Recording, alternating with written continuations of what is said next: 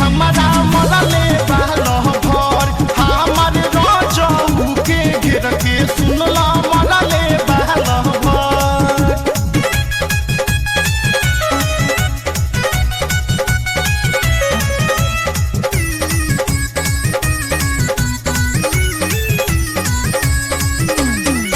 सुना नीचे बतिया धड़के हमारो ई छतिया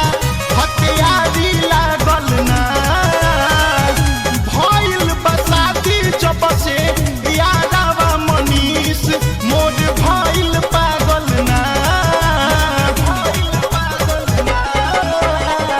सुना नीचे बतिया धड़के हमारो ई छतिया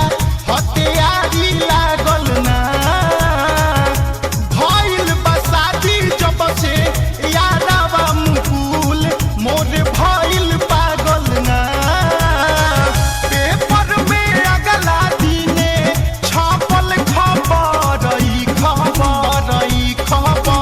सखी रे सैया जी के घेर के हमारा मरले बहलो भर हमार रजऊ के घेर के सुनल मरले बहलो भर।